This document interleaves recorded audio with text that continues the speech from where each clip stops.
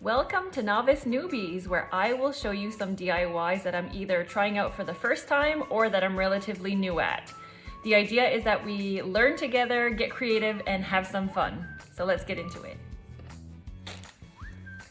Hey, welcome back. It's been a while. We're back here with Novice Newbies, and today we are trying something that is completely new to me. It's called needle felting. Maybe you're already an expert. I had only heard of it for the first time not too long ago, so that's what I decided to attempt for this one. And so I bought myself a kit, which I think was really helpful for those of you who have never tried it before. And it comes with a whole bunch of things. Some of them I know what they're for, and some I don't, because like I said, this is brand new to me. So the kit looks like, so my kids were like, oh, is that a new lunchbox? But no, it's my kit. It came with a mat, which you will quickly learn what this is for. So because you're using a needle and you don't want to stab all of your things. So that's what this is for. It comes with a variety of colors, loads and loads and loads, but not a lot of each color. So it gives you a whole bunch of different options, but not a big quantity of each one. A whole bunch of needles for your needle felting. They're different sizes, I guess. And according to the one or two tutorials that I have watched on this before attempting it myself, I learned that they quite easily break, so don't panic if you break one. Apparently that's normal. And then some more stuff in here. The needle holder. So when this arrived, actually, the needle was in with the rest that I just showed you, and this came like this, and I was like, okay, great, how do this has a little hook on it, and I was like, that doesn't seem to fit. So again, had to pull up YouTube and see what is going on. You actually pull that out, secure this to the end like that, and then you pop it back in, and then you can use your needle. So that's what that is for.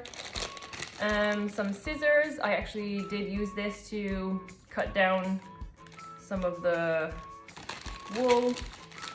And then these two, which go on here and here, because then you're holding what you're working on, and then when you're poking, then that protects your fingers. I'm going to say, I have poked my fingers straight through these, and it did hurt, and it hurt a lot more when I poked my finger without having them on. So I would recommend, if you're new, put them on. You'll probably still poke yourself. It will hurt, but it will hurt less than if you don't have them at all. And then there's a bunch of other stuff in here that honestly, I'm not sure yet what they're for, because I'm not good enough or experienced enough. And also these cute little shapes came with it, which I assume that if you throw your material in there and keep poking at it, that it will create that shape. Again, not sure, that's just my best guess, but kind of cute. So that's everything that came into the kit. I'm gonna attempt to make one or two little animals today. We will see how that goes. I might swap the camera so that you can just see what I'm working on versus all of me. And I've got some pipe cleaners here that I'm gonna need for legs.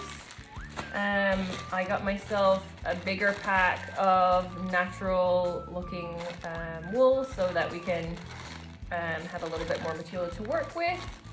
And I've got this, definitely these, and I think we're ready to get started.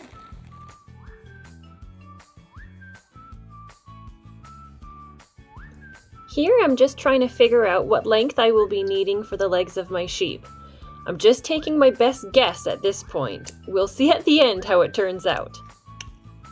I place them side by side, so at least I'll have the length the same for all the legs.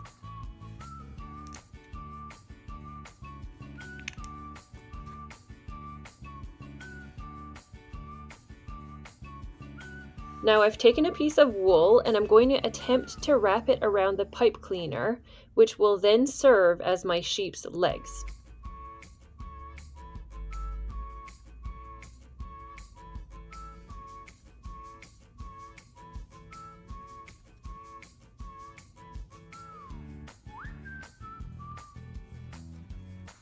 I've actually sped up this portion and a lot of other segments of the video because it takes time to complete it and it would be really boring to watch. So no, I'm definitely not needling at this speed in real life. I'd have no hands left. You'll see that I'm both poking straight into the pipe cleaner and also I'm poking from different angles to make sure that it can get the wool secure. You may notice that I really struggle to find out how to wrap it around so that it doesn't look bulky and like I'm just winding rope around the pipe cleaner. Because I found that I could see segments of the pipe cleaner poking through, I just kept adding wool into it until I'm happy enough to carry on. And to be honest, I wasn't very happy.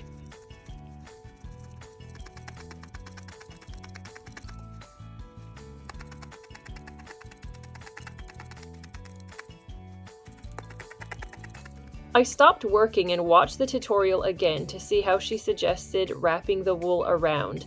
And she said to wrap it tightly around, so I'm trying a different method for the second legs. I'm making sure to wrap it tightly around the pipe cleaner, and I'm making sure that it's also wrapped tightly together so that you don't see the pipe cleaner through it. Another trick that the tutorial lady suggested was to give it a good roll, and that could help it along.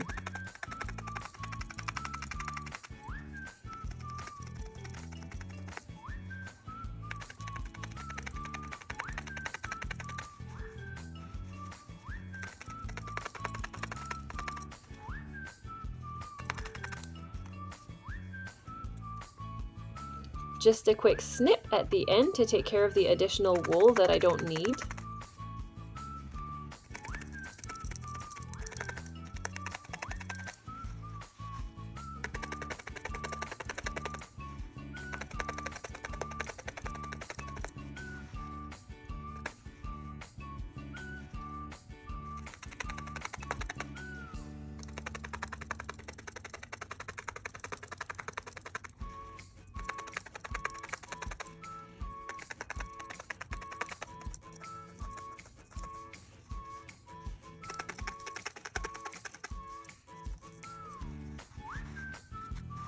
In the end, I was much more satisfied with the second set of legs.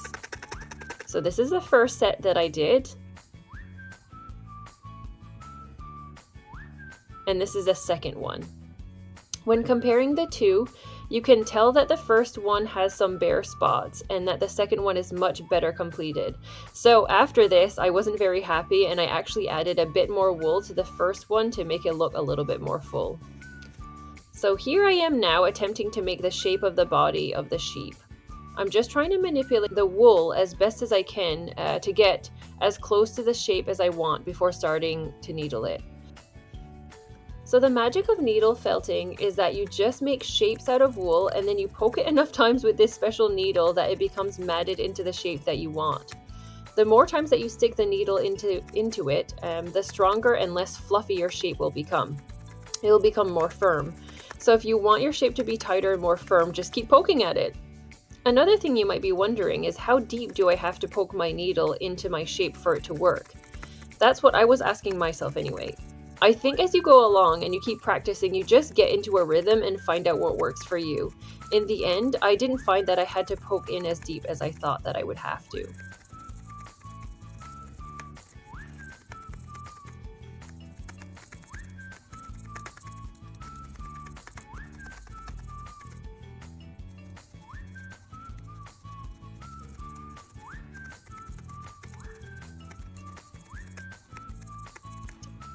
So this is what I've got so far, 2 sets of legs and 1 body. Now we're going to attempt to attach the legs to the body. You'll see that I'm shuffling the legs around to see where to actually attach them, mostly because I knew that the legs were going to be too long, and I was trying to figure out if there was a way that I could attach them that they would be shorter. Attaching them is actually quite simple because all you have to do is get yourself a piece of wool and then attach either side to the body. Just keep poking at it until it blends in seamlessly with the rest of the body. I didn't speed up the video here so you can actually see the speed that I am using the needle.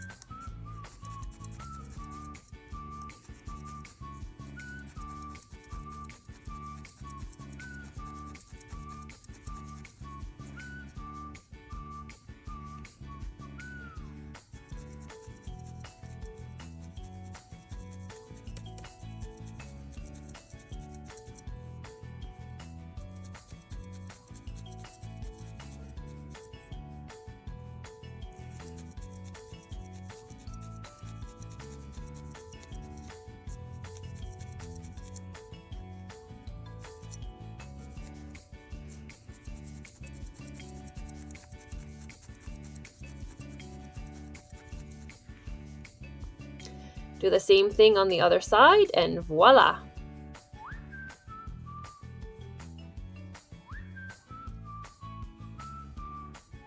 Now I'm getting to work on the head, and basically I've made the same shape as the body but smaller. And also it's important to remember to only needle felt one side of it and then leave some fluff on the other side, which will then help you secure the head onto the body later.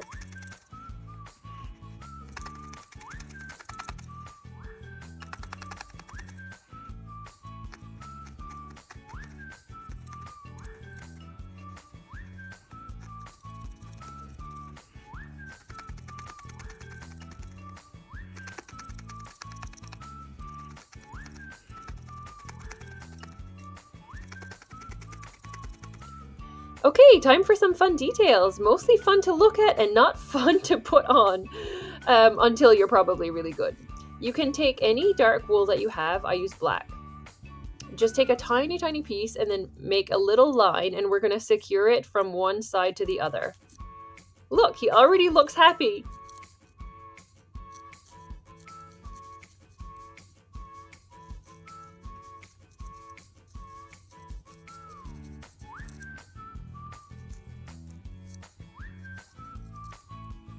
Our next task is to make another line in a V shape above the smile line that we made.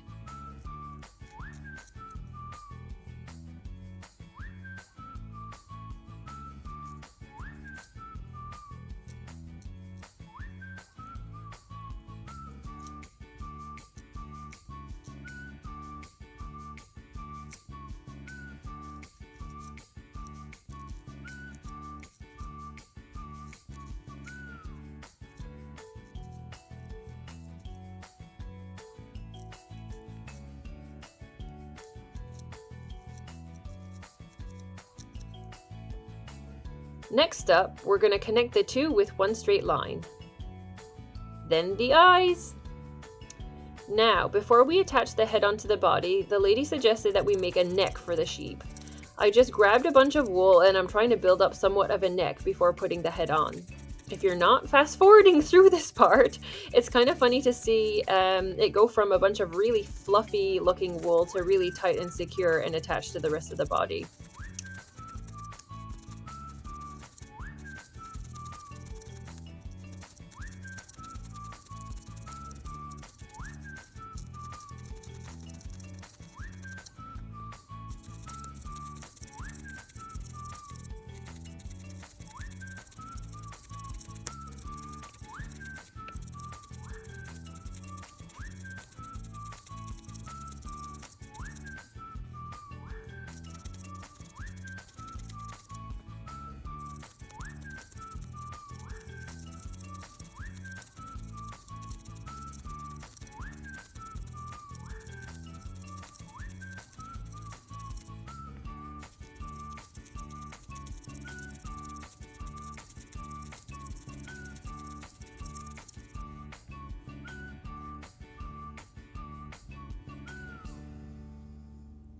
Time for the ears now. I've made a circular shape that's pretty flat, and I've just begun needling into it to make it a little bit more firm.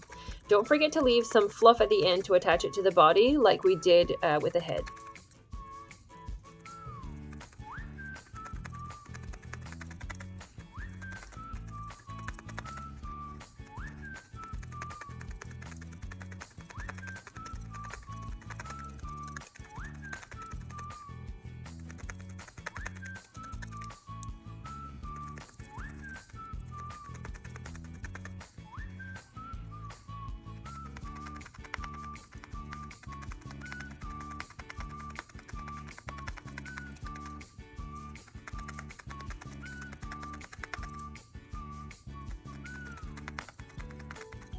To complete the ear, you can pinch it in half and then needle the bottom part together.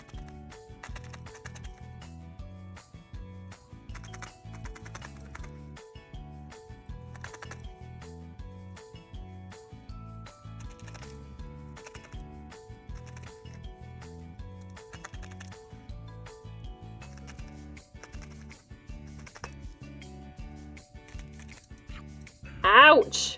Back to the protective gloves.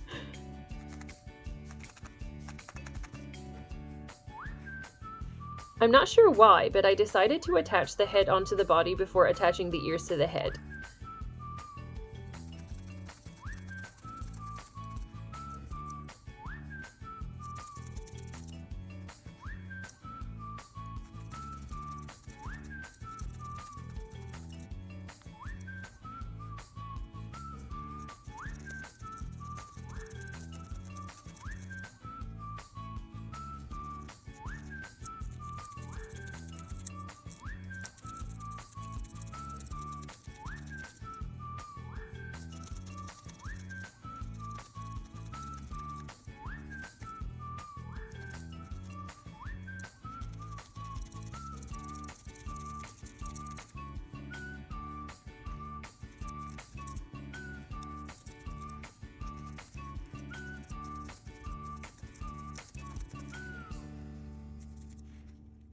Finally, the last part is to attach the ears to the head. You may choose to do this before you attach the head to the body. It's completely up to you.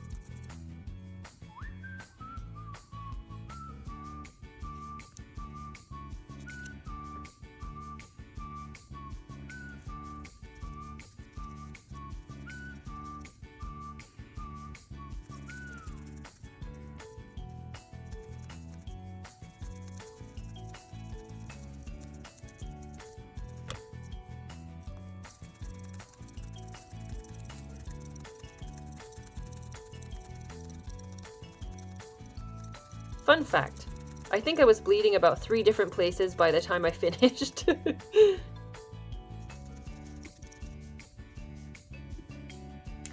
Okay, here's the finished product. To finish him off, in the tutorial the lady had swirly whirly wool, and that was absolutely beautiful and made such a gorgeous sheep. But she suggested that if I don't have that, that I just wrap the wool around my finger and tack it on. That's what I did.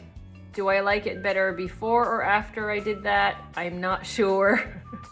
Either way, the last thing that I did was break my first needle. Apparently happens to everyone, so there you have it. There's a first for everything. Pretty sure I made his legs way too long, and they're also longer in the front than in the back, but I could trim those down, I suppose.